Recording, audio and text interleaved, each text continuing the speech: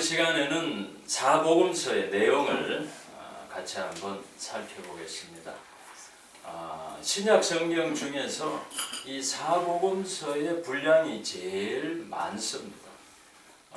성경은 몇 권 안 되지만 분량이 많기 때문에 이 사복음서가 차지하는 비중이 굉장히 큽니다. 근데 이 시간에는 이 사복음서의 내용을 한 권씩 이렇게 살펴보는 것이 아니고 네 권을 전체 비교하면서 같이 한번 살펴보도록 그렇게 하겠습니다.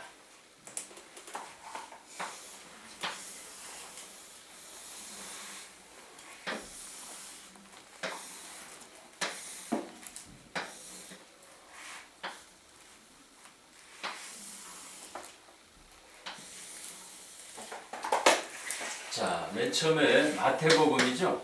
네. 마가복음, 누가복음, 이렇게 요한복음에서 네 권을 이 시간에 같이 한번 살펴보려고 합니다. 자, 여러분 이 네 권의 책에 공통점이 있습니다. 내용은 같습니다. 내용이 뭡니까? 예수님 이야기입니다. 예수님의 탄생, 예수님의 활동, 또 예수님의 설교, 예수님의 죽으심, 부활, 성천. 그러니까 이 네 권은 다른 데는 관심이 없습니다. 예수님의 생애에 대해서 네 권은 기록하고 있는 책이다. 그런데 왜 네 권씩이나 적었을까요?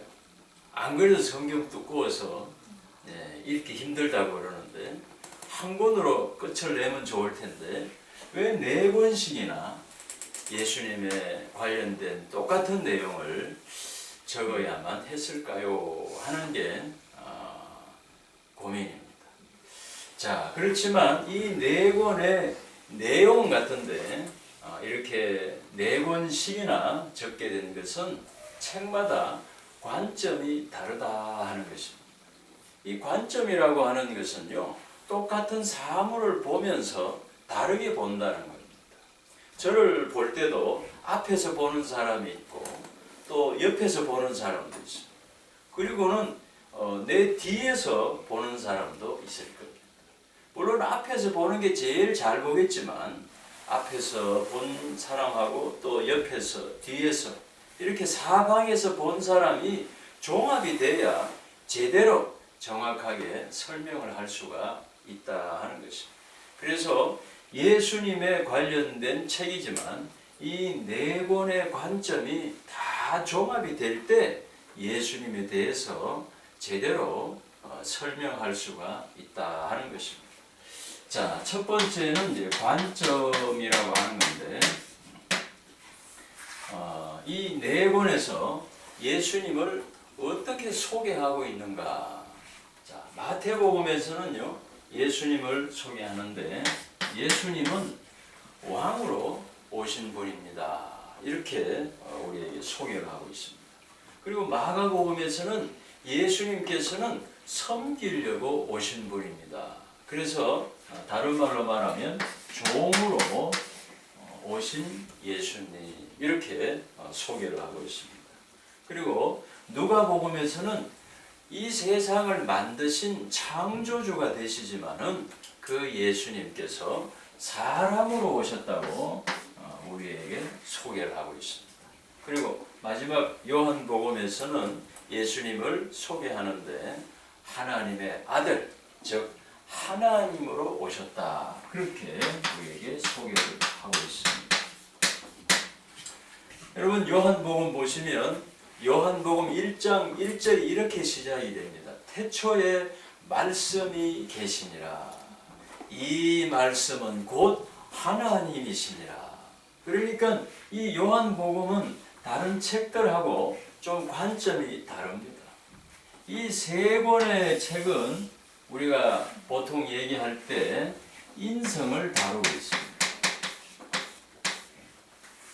그래서 이 세 권을 우리가 묶어서 설명할 때는 공관복음이다. 같은 관점에서 기록이 됐다. 그런 뜻입니다. 자, 요한복음은요, 인성이 아니라 신성을 강조하고 있는 책이다 하는 것입니다. 그래서 요한복음 보시면은 사람에게는 해당되지 않는 그런 설명들이 많습니다.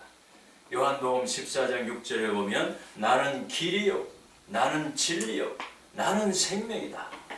또 요한복음을 보면 나는 하늘에서 내려온 산 떡이다. 나는 참 포도나무요. 그리고 유명한 말씀 요한복음 11장에 보시면 나는 부활이요 생명이니 나를 믿는 자는 죽어도 살겠고, 이런 이야기들은 사람에게는 해당되지 않는 신성을 설명하고 있는 내용이다 하는 것을 우리가 알 수가 있겠습니다. 자, 우리가 이 사복음서를 이제 성경을 찾아가면서 한 번씩 확인을 해보려고 합니다. 먼저 마태복음부터 성경을 한번 찾아보도록 그렇게 하겠습니다. 마태복음 2장 2절입니다. 2장 2절 우리 큰 소리로 같이 한번 읽어보겠습니다. 시작. 유대인은 왕으로 나신 이가 어디 계시냐? 우리가 동방에서 그의 배를 보고 그에게 경배하러 왔는가? 아멘. 이 말씀은 동방 박사가 예루살렘에 방문해서 예수님을 헤롯에게 질문하는 이런 내용입니다. 그런데 이상한 것은요, 이 동방 박사가 예루살렘에 있는 헤롯 왕에게 질문하기를 여기 어린아이가 어디 태어났습니까? 이렇게 물어보는 것이 아니고 여기 유대인의 왕이 어디 있습니까? 이렇게 질문합니다. 이 질문이 이 헤롯에게는 굉장히 충격이었습니다. 왜냐하면 자기가 유대인의 왕인데 자기도 모르는 왕이 태어났다는 겁니다. 자기 아들이 당연히 왕이 되는 것이 정상인데 유대인의 왕이 자기도 모르는데 태어났다 그러니까 그 말이 얼마나 헤롯한테는 충격이 됐겠습니까? 자, 여기 보면 이 동방 박사는 정확히는 모르겠지만은 성경도 없는 사람들이 동방에서 와가지고 성경을 연구하는 이 예루살렘의 박사들에게 유대인의 왕이 어디에 태어났느냐 이런 질문을 지금 던지고 있습니다. 그러니까 성경도 없는 동방 박사들이 성경 있는 동네에 와가지고 성경의 예언을 지금 가르쳐주고 있는 겁니다. 이 동방 박사는 어떻게 보면은 하나님의 홍보대사가 아닌가. 성경 가지고 예언을 모르니까 하나님께서 동방 박사를 보내가지고 성경 속에 있는 가장 중요한 예언을 지금 가르쳐주고 있는 그런 장면입니다. 그래서 이 마태복음을 보시면은 하나님께서 구약 성경에 예언하신 분이 바로 예수님이시다 하는 것을 마태가 우리에게 가르쳐주고 싶은 거예요. 그래서 동방 박사가 이 예루살렘에 찾아와서 첫 번째 질문을 하는데 그 말 속에 벌써 하나님의 의도가 담겨 있습니다. 유대인의 왕이 어디에 계시느냐, 그 말 한마디에 굉장히 중요한 의미를 담고 있다 하는 것입니다. 자, 이 마태복음에서는 우리에게 하고 싶은 그 초점이 어디에 집중을 하고 있느냐 하는 것을 여러분이 이제부터는 관심 있게 보셔야 됩니다. 마태복음을 저술한 저자가 여러 가지 얘기를 하고 있지를 않습니다. 모든 이야기의 초점은 하나님께서 구약 성경에 약속하신 메시아가 바로 예수님이시다. 그 얘기를 하고 싶어서 이 마태복음을 기록하게 된 것입니다. 자, 예수님께서 재판 받으실 때 그 당시 대제사장과 많은 율법 학자들이 모여가지고 예수님에게 질문할 때 다른 걸 물어보지 않습니다. 예수님에게 질문할 때 네가 하나님의 아들 그리스도냐? 그 질문을 합니다. 예수님께서 이 땅에 오셨는데 그리스도로 오셨다는 것입니다. 예수님께서 빌립 로마 총독에게 재판을 받을 때도 총독이 다른 걸 물어보질 않습니다. 네가 유대인의 왕이냐? 예수님 대답하셨죠. 네 말이 옳도다. 그러니까 이 마태가 하고 싶은 얘기는 예수님에게 하나님의 메시아가 오신다는 예언이 성취되었다고 하는 이야기를 하고 싶어서 이 마태복음을 기록하고 있는 것이다 하는 것을 우리가 발견하게 되는 것입니다. 자, 마가복음을 한번 넘어가 보겠습니다. 마가복음은요 10장 45절 되겠습니다. 마가복음 10장 45절.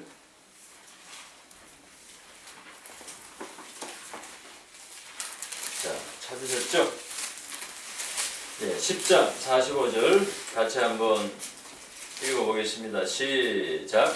인자가 온 것은 섬김을 받으려 함이 아니라 도리어 섬기려 하고 자기 목숨을 많은 사람에게 선물로 주려 함이니라. 아멘. 여기 45절에서는 두 가지를 얘기하고 있습니다. 첫 번째는요, 예수님께서 오신 목적이 섬김을 받으려고 오신 것이 아니라 섬기려고 오셨다 하는 것입니다. 그리고 두 번째는요, 예수님께서는요 죽으시려고 오셨다. 여기 보면 대속제물로 이렇게 말씀하고 있습니다. 그래서 예수님께서 모든 사역의 내용을 설명한다면 섬기고 계시다 이렇게 설명할 수 있습니다. 마지막에 예수님께서 십자가에 죽으시는 그곳을 우리가 설명한다면 대속제물로 죽으셨다 이렇게 우리가 설명할 수 있습니다. 예수님의 삶은 섬기시는 것이고 예수님의 죽으심은 대속제물이 되셨다. 그래서 오늘 이 45절의 말씀처럼 예수님께서는 섬기려고 오셨다. 그래서 섬기시다가 마지막에 십자가에 대속제물로 죽으셨다. 그래서 이 섬긴다는 의미로 종으로 오신 예수님 이렇게 마가복음에서는 설명을 하고 있는 것입니다. 자, 세 번째 책 누가복음 한번 보겠습니다. 누가복음은 19장 10절 보겠습니다.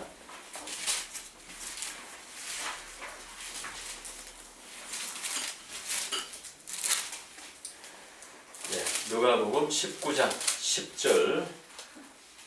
네, 같이 한번 읽어봅니다. 시작. 인자가 온 것은 잃어버린 자를 찾아 구원하려 함이니라. 아멘.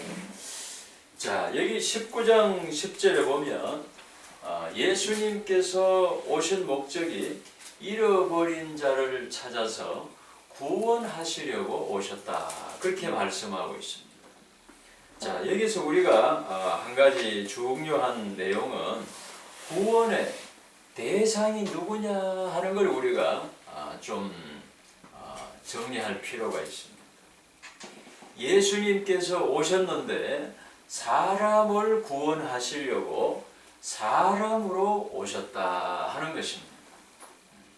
좀 무서운 얘기를 한다면 만일 예수님께서 오셨는데 구원의 대상이 사람이 아니라면 만약에 호랑이를 구원하러 오셨다 그러면은요 아마 호랑이로 오셨을 것입니다. 사람을 구원하기 위해서 예수님께서 사람이 되셨다는 것입니다. 그래야 사람을 대신해서 죽을 수가 있고 사람의 대속 제물이 될 수가 있는 것입니다. 사람을 대신해서 예수님께서 죽으시기 위해서는 두 가지 조건이 갖추어져야 됩니다. 첫 번째는요, 사람을 구원하기 때문에 사람이라야 자격이 될 것입니다. 두 번째는 예수님께서 죄 없는 의인이라야 대속 제물의 자격이 되는 것입니다. 만일 본인이 죄가 있다면 남을 위해서 대속 제물이 될 수가 없겠죠. 그래서 예수님께서 남자의 후손이 아니라 여자의 후손으로 오셨다고 하는 것은 죄 없는 의인으로 오셨다 하는 것을 우리에게 잘 설명을 하고 있습니다. 자, 여러분, 하나님께서 사람이 되셨다. 이거는요, 우리가 도저히 상상도 할 수 없는 어마어마한 사건입니다. 만약에 우리가 비슷하진 않겠지만 예를 든다고 한번 가정을 해보겠습니다. 우리가 만약에 예를 들어서 개나 돼지처럼 우리가 만약에 사람이 내려간다면 얼마나 우리에게 큰 변화겠습니까? 우리가 만약에 개나 돼지가 아니라 노숙자들과 같이 앞으로 내가 10년 동안 생활을 하게 됐다. 그 사건만 해도 아마 감당하기 어려운 너무너무 힘든 사건이 아니겠습니까? 노숙자들하고 같은 박스에서 잠을 자고 노숙자들하고 같은 그릇에다가 라면을 끓여서 같이 먹고 노숙자들하고 같이 앉아가지고서 어깨를 비비면서 이야기를 하고 농담을 하고 그리고 그 사람들하고 아침부터 저녁까지 24시간을 같이 생활한다. 생각만 해도 앞이 캄캄한 사람이 많을 겁니다. 이 세상을 만드신 하나님이 사람으로 오셔가지고 사람들과 같이 대화하시고 사람들과 같이 어울리시고 사람들과 함께 생활하신다 하는 것이 얼마나 우리가 이해할 수 없는 그런 사건인지 모릅니다. 그렇지만 하나님께서 우리를 사랑하셔서 오늘 읽은 본문의 말씀처럼 인자가 잃어버린 자를 찾아서 구원하려고 오셨다 그랬습니다. 그렇기 때문에 하나님께서 사람이 되셔가지고 사람을 대신하는 대속 제물이 되셨다 하는 것이 우리에게는 얼마나 충격적인 사건이고 감사한 일인지 모릅니다. 자, 마지막 요한복음에서는요 20장 31절 같이 한번 보겠습니다. 자, 요한복음 20장 31절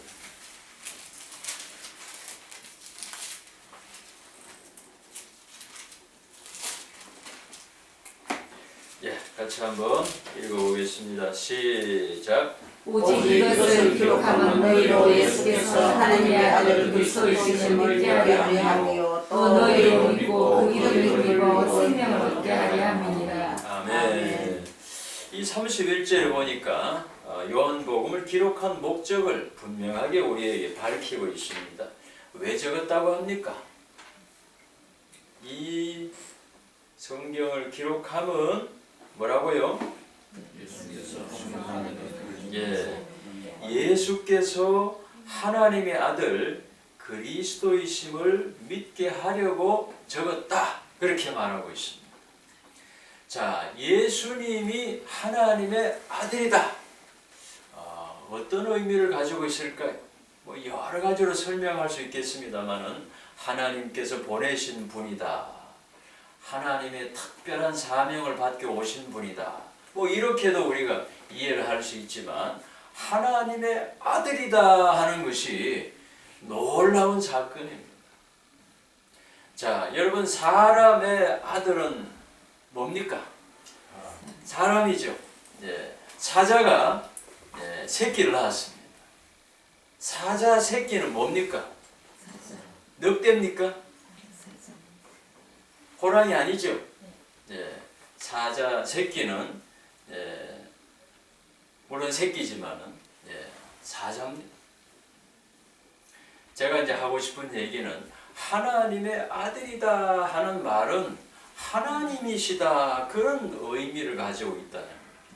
우리는 생각할 때 하나님 따로 계시고 하나님 아들 따로 계시고, 그래서 하나님 아들 그러면 하나님은 아니지만은 하나님하고 뭐 관계된 이런 생각을 하시는 분이 가끔 있어요. 전혀 오해입니다. 사람의 아들이 사람입니다. 100% 사람입니다.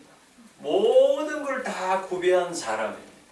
하나님의 아들이시다고 하는 말 속에는 그분은 하나님이시다. 그래서 우리가 삼위 하나님을 우리가 설명할 때 성부 하나님, 또 성자 하나님, 또 성령 하나님, 하나님이시다. 그 생각을 우리가 꼭 명심해야 될 필요가 있습니다. 그래서 요한복음에서는 예수님을 소개하는데 그분은 하나님이십니다. 이렇게 우리에게 설명하고 계시다 하는 것입니다. 자, 이 시간에는 좀 재밌는 걸 한번 살펴보려고 합니다. 이 네 권의 책을 가만히 살펴보시면은 특별한 설명이 나오는데 그게 바로 족보입니다. 많은 분들이 마태복음을 시작하면서 아주 막 어려워하십니다. 이야, 누가 누굴 낳고 누가 누굴 낳고 이 산부인과 일지도 아니고 왜 이렇게 이거 낳고가 많냐, 이렇게 이제 투덜거리시는 분도 계시는데 이 족보라고 하는 것이 굉장히 중요한 것입니다. 자, 마태복음 처음 시작할 때 예수님의 족보가 나옵니다. 이 족보의 의미라고 하면 예수님께서 왕으로 오셨기 때문에 반드시 족보가 있어야 됩니다.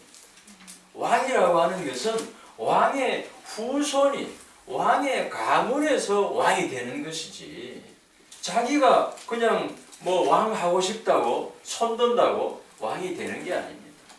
자기가 만약에 왕이라면 반드시 족보로 증명을 할 수가 있어야 됩니다. 그래서 이 마태복음을 시작할 때 이렇게 시작하죠. 아브라함과 다윗의 자손 예수 그리스도의 세계라.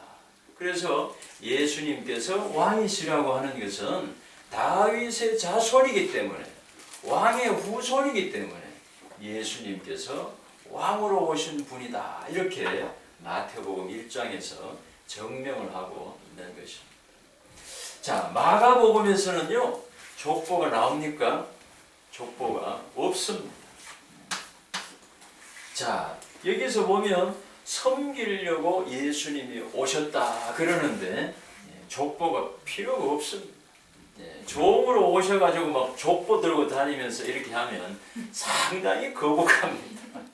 섬기실 때는요, 훈장 다 떼고 완전히 그냥 낮아져가지고서 그렇게 섬기는 것이 당연하지, 내가 뭐 누구의 가문의 몇 대 손 누군데 이러면은요 아주 이거 어려워집니다. 자, 누가복음에도 족보가 나오죠. 그런데 이상한 것은요, 마태복음의 족보와 누가복음의 족보는 성격이 다르다. 이 마태복음에서는요, 다윗의 자손 예수 그리스도, 그래서 왕의 후손이라는 증명을 하고 있지만 여기서 보면요, 하나님의 이 창조물 아담의 후손으로 예수님께서 오셨다. 그러니까 사람의 족보다. 이렇게 우리가 이해를 하실 수가 있을 것입니다. 자, 마지막 요한복음에서는요, 족보가 없습니다. 당연하겠죠. 여러분, 하나님이신데 족보가 뭐가 필요하겠습니까? 누구한테 뭘 증명을 해야 되겠습니까? 그냥 하나님이시기 때문에 아무 필요가 없는 겁니다. 자, 여기서 여러분들하고 이제 좀 중요한 얘기를 잠깐 다루고 넘어가려고 합니다. 자, 이 마태복음에서 예수님을 소개하는데 예수님께서는 하나님의 예언이 성취되신 분이다. 그런 얘기를 합니다. 그러면서 예수님에 대해서 이 마태복음이 증명하고 싶은 내용이 우리에게 아주 중요한 사실이 됩니다. 자, 우리가 잘 알고 있는 단어를 잠깐 소개를 드리려고 합니다. 메시아, 우리 많이 들어보셨죠? 네, 그리고 그리스도, 우리가 이 단어를 많이 사용하고 있는데 이 시간에는 좀 정리를 한번 하고 지나갔으면 해서 제가 설명을 드리려고 합니다. 자, 메시아는 뭐고 그리스도는 뭡니까? 예, 메시아는 구세주고 그리스도는 기름 부음을 받은 자. 또 다른 분은 어떻습니까? 구약에서 메시아가 신약에서 메시아. 예. 자, 제가 이제 좀 설명을 하겠습니다. 이 메시아는 히브리어입니다. 그리고 그리스도라는 말은 헬라어입니다. 그런데 이 메시아와 그리스도는 같은 말입니다. 같은 말인데 이 히브리어로 적은 책은 구약입니다. 그리고 헬라어로 적은 책이 신약입니다. 그러니까 이 두 단어가 같은 내용인데 구약 성경은 히브리어 적으니까 메시아라고 적는 거고, 예, 신약 성경은 헬라어로 적으니까 그리스도라고 적는 겁니다. 설명을 드리자면 이렇게 되는 겁니다. 구약 성경에서 하나님께서 메시아를 보내시겠다고 약속하셨습니다. 이제 신약으로 넘어와가지고 신약 성경을 적으면서 하나님께서 약속하신 그리스도가 오셨습니다. 여러분 연결이 되시죠? 예. 그렇게 하니까 이 메시아와 그리스도 이게 정리가 되셔야 됩니다. 한국말로 번역을 하니까 아까 잘 말씀을 해주셨는데 이렇게 되죠? 예.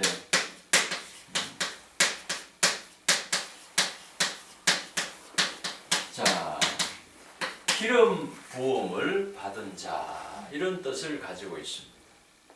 그러면 여기서 이제 기름과 관련된 내용을 우리가 이제 연결을 해봐야 됩니다. 기름 부음을 받았다는 게 무슨 뜻일까요? 기름 부음을 받았다. 기름집 주인인가? 기름 부음을 받았다는 게 무슨 뜻이냐? 그래야 이해가 되는 거죠. 자, 구약 성경에 보면요, 왕을 세울 때마다 머리에다가 기름을 부었습니다. 사무엘이 사울 왕을 세울 때 머리에다가 기름을 부었다. 다윗을 세울 때도 사무엘이 기름병 들고 가가지고 다윗의 머리에다가 기름을 부었습니다. 그래서 기름을 부었다는 것은 왕이다, 이렇게 연결할 수가 있습니다. 자, 마태복음에서 예수님을 왕이다 이렇게 소개하고 있죠. 구약 성경에서 하나님께서 가장 중요한 예언을 주셨습니다. 그게 뭐냐 하면은 하나님이 메시아를 보내주시겠다는 겁니다. 이 메시아가 오시면 지금 로마의 지배를 받고 있는데 하나님이 약속하신 왕이 오시면 그 로마 놈들 다 쫓아내고 우리나라 독립시켜주고 우리가 막 살기가 정말 좋아질 것이다. 그리고 이스라엘 사람들은 기다리고 있는 겁니다. 우리가 일제시대 때 얼마나 해방을 기다렸습니까? 지금 예수님 당시에도 로마의 지배를 받고 있기 때문에 이스라엘 사람들은 정말 착취를 받으면서 고통 중에 있는 겁니다. 그래서 메시아라는 말만 들리면요, 자다가도 벌떡 깨는 겁니다. 메시아가 어디 있느냐? 메시아가 어디 있느냐? 그런데 한 번은 안드레가 자기 형님한테 찾아와가지고 이렇게 말하는 겁니다. 형님, 내가 메시아를 만났습니다. 그러니까 이 베드로가 얼마나 놀랐는지 몰라요. 그러니까 베드로가 그 동생의 말을 듣고 2번 물어보지도 않습니다. 어디서 만났노? 당장 신발도 안 신고 쫓아가는 겁니다. 메시아만 오면 모든 문제가 다 해결된다는 겁니다. 지금 얼마나 나라가 어렵습니까? 왕으로 메시아가 하나님께서 구약에 약속하신 그분이 오셨다 그러니까 10,000명, 20,000명 이스라엘 사람들이 그 광야에 가가지고서 며칠씩 굶으면서도 그 예수님의 이야기를 들으려고 구름대처럼 사람들이 모이는 겁니다. 왜 모이느냐? 메시아가 아니신가 해서 모이는 겁니다. 그래서 대제사장이 질문할 때도 네가 메시아냐? 네가 구약 성경에서 하나님께서 보내시겠다고 하는 그 메시아냐? 그 질문을 하는 겁니다. 그리고 이 로마의 총독도 빌라도도 자기는 성경도 잘 모르지만 어디서 주워 들은 예의가 있겠죠. 유대인의 왕을 이 사람들이 이스라엘 사람들이 기다리고 있다.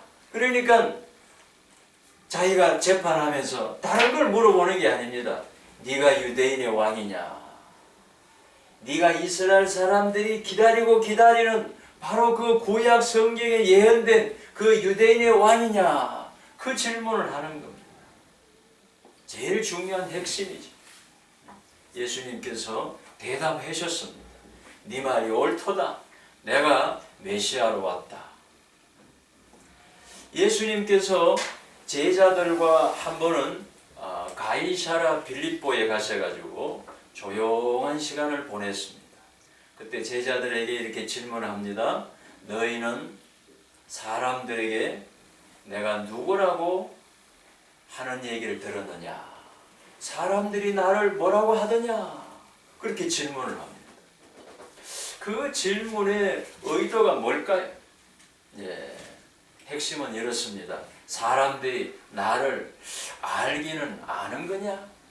내가 누군지 말이야. 근데 대답이 엉뚱한 겁니다. 선지자라 갑디다, 예레미야라 갑디다, 뭐 자꾸 엉뚱한 대답이 나옵니다. 그러니까 예수님께서 제자들에게 물어봅니다. 너희는 나를 누구로 아느냐? 제자들에게도 똑같은 질문입니다. 나를 제대로 알고 따라다니느냐? 그 말인 겁니다. 그냥 예수 믿으니까 떡 생기고, 예수 믿으니까 뭐 좋은 일이 생기고, 예수 믿으면 잘 되겠지. 이런 기대를 가지고 따라다니느냐? 아니면은 내가 누군지 알고 따라다니느냐? 굉장히 중요한 질문입니다. 그때 베드로가 예수님에게 대답하지요. 주님은 그리스도십니다. 정답입니다. 예수님께서 바요나 시몬아 네가 복이 있도다. 이걸 알게 된 것은 하나님이 너에게 가르쳐 주신 거다. 지금도 이스라엘에 가면요 메시아를 기다리고 있습니다. 참 안타까운 일이죠. 우리는 예수님을 메시아라고 믿는 사람들입니다. 그런데 지금도 이스라엘 땅에 가면 그리스도가 아직도 안 오셨다는 겁니다. 앞으로 올 거라고 지금도 이스라엘 사람들은 기다리고 있는 거예요. 그래서 중요한 것은 누가 그리스도이냐, 누가 메시아냐, 그걸 안다고 하는 것이 굉장히 중요한 열쇠입니다. 하나님께서 예수님을 보내주셨는데 누구로 보내셨느냐? 그분이 바로 메시아로 오신 분이다. 하나님이 보내신 분이다. 그 얘기를 하고 싶어서 마태는 마태복음을 기록하게 된 겁니다. 그래서 지금도 우리가 고백할 때 예수님을 우리가 믿는 것이 아니라 예수님이 메시아라고 믿는 겁니다. 중요한 것은 누가 메시아냐 하는 겁니다. 아마 예수님 당시에 이스라엘 신문이 있었다면 머리기사에 이렇게 났을 겁니다. 예수 과연 메시아인가? 아마 그 당시에 많은 사람들이 만날 때마다 서로 경론이 있었어요.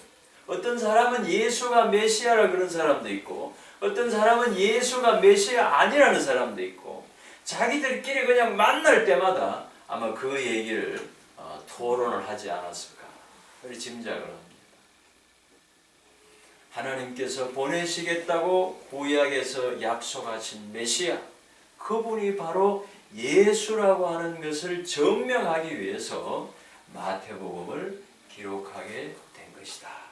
여러분이 이제부터는요, 마태복음을 보시면요, 그런 관점에서 보셔야지 성경이 전달이 되고 이해가 되는 것입니다. 자, 이제 이 사복음서를 좀 비교해서 간단하게 한번 설명을 드렸습니다.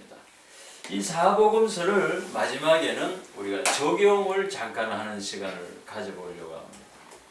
자, 예수님께서 왕으로 오셨다고 마태복음이 소개를 하고 있습니다. 그러면 우리가 어떻게 해야 되는가? 예수님이 왕이시라면요, 우리는 당연히 예수님 앞에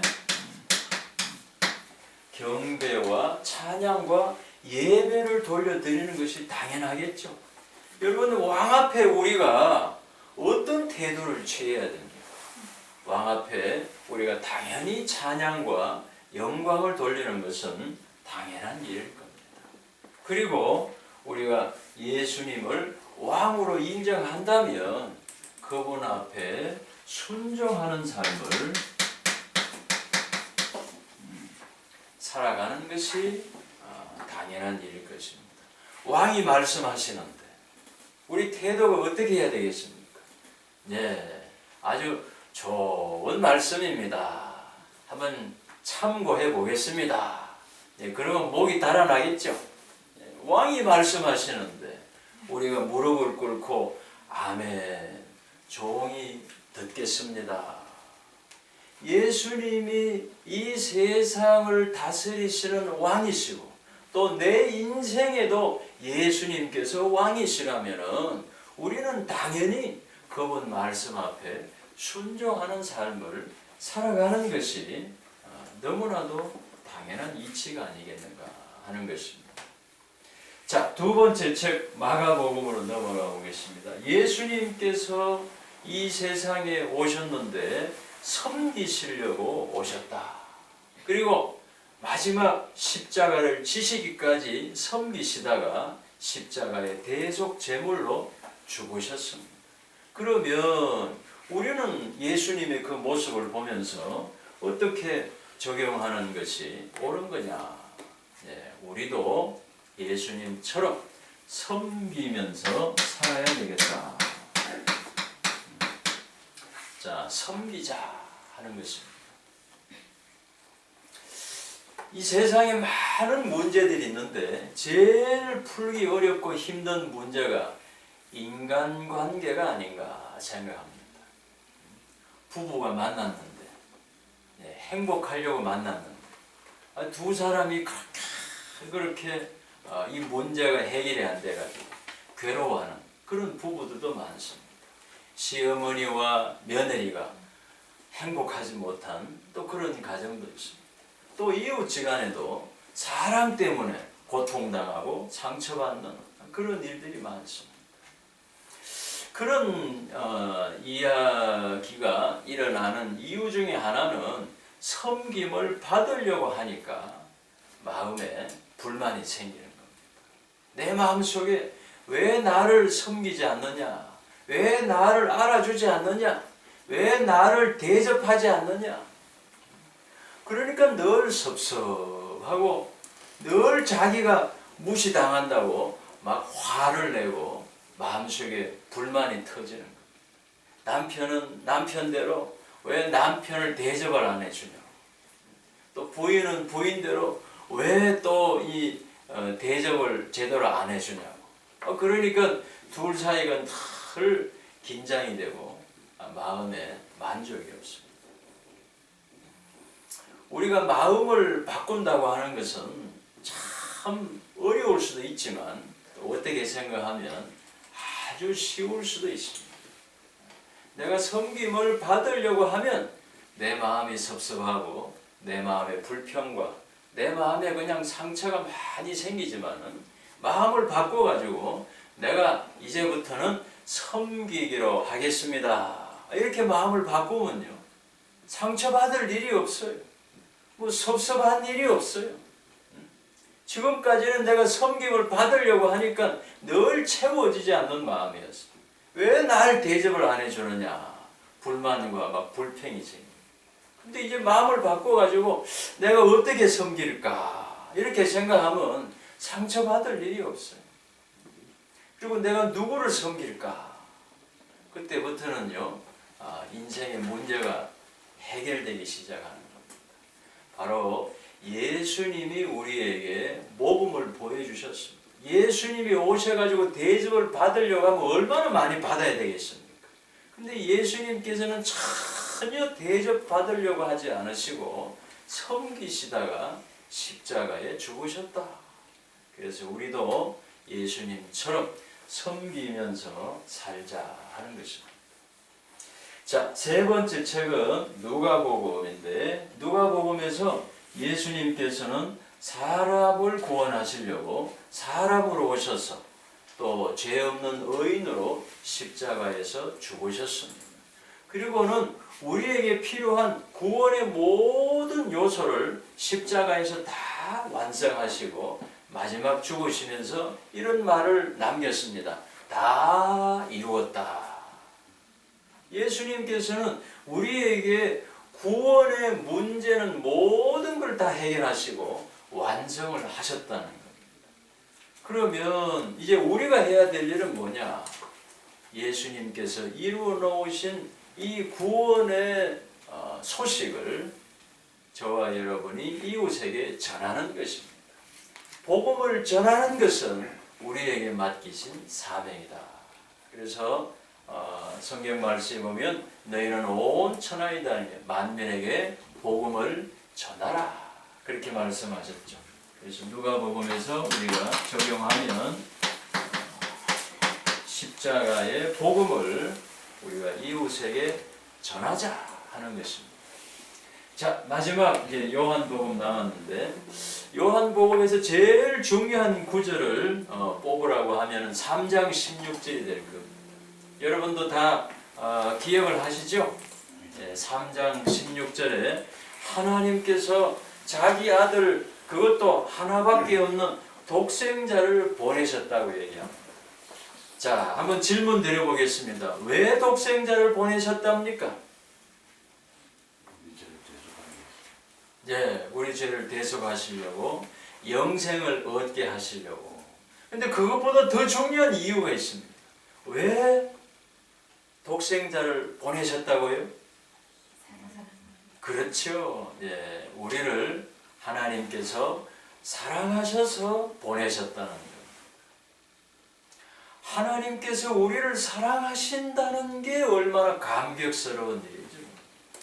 나 같은 죄인을 하나님이 사랑하신다는 겁니다. 아무 가치도 없고 정말 볼품없는 나 같은 죄인을 하나님께서 귀하게 여기시고 나를 사랑하신다. 이것이 얼마나 놀랍고 감격스러운 일인지 모릅니다. 저는 그 하나님의 사랑을 생각할 때마다 아주 엉뚱한 생각을 해봅니다. 하나님께서 아무리 우리를 사랑한다고 하셔도 좀 너무한 게 아닌가. 아무리 사랑하신다고 하지만은 자기 아들을 주는 것은 이해가 안 되는 겁니다. 하나님께서 우리를 사랑하셔가지고 자기 아들을 주셨다고 그랬습니다. 자기 아들이 이 땅에 오셔가 좀 땀 흘리고 고생 좀 하고 힘들 그런 것이 아니라 이 땅에 오셔가지고 십자가에 죽으셨다는 겁니다. 여러분 어떻습니까? 여러분은 이웃을 만약에 친구를 사랑하셔가지고 여러분 아들 줄 수 있겠습니까? 우리는 아무리 사랑해도 아들이 뭡니까? 100만 원도 못 줍니다. 사랑한다고 하기로서니 자기 아들을 어떻게 주시냐는 말입니다. 저는 좀 심하게 말씀을 드리면 우리 하나님께서 좀 정신이 없으신 것 같다. 아무리 사랑해도 그렇지 자기 아들을 주면 됩니까? 안 되죠. 그런데 하나님이 자기 아들을 주셨다는 겁니다. 왜요? 우리를 사랑하셔가지고. 생각해보면 우리가 얼마나 큰 사랑을 받았는지 정말 도저히 감당할 수 없는 그런 사랑을 받은 겁니다. 다른 모든 걸 다 제쳐놓고 하나님이 나를 사랑하셔서 하나뿐인 독생자를 우리에게 아들을 주셨다는 그 사실 하나만 생각해도 얼마나 감격스럽고 얼마나 미안하고 얼마나 감사한지. 우리는 정말 주체할 수 없는 막 넘치는 사랑을 받았다. 하나님의 사랑을 생각하면 얼마나 정말 감사하고 행복한지 모릅니다. 하나님이 나를 사랑하신다. 근데 얼마나 사랑하신다고요? 이처럼 사랑하시는데 자기 아들 독생자를 우리에게 주시는 것만큼 우리를 사랑하셨다. 나는 이런 큰 사랑을 받은 존재입니다. 그러므로 우리가 어떻게 살아야 되겠습니까? 우리가 하나님께 큰 사랑을 받았기 때문에 나도 그 받은 사랑 조금 베풀면서 살아야 되지 않겠습니까? 예수님께서 떠나시면서 내가 너에게 새 계명을 주노니 내가 너희를 사랑한 것처럼 너희도 좀 사랑하면서 살아라. 그런 마지막 계명을 주셨습니다. 그렇기 때문에 우리도 하나님의 사랑을 받았기 때문에 어떻게 하자고요? 네, 나도 사랑하자. 그렇게 우리가 적용을 할 수가 있겠습니다. 자, 이렇게 해서 네 권의 사복음서를 서로 비교하면서 잠깐 같이 한번 살펴봤습니다.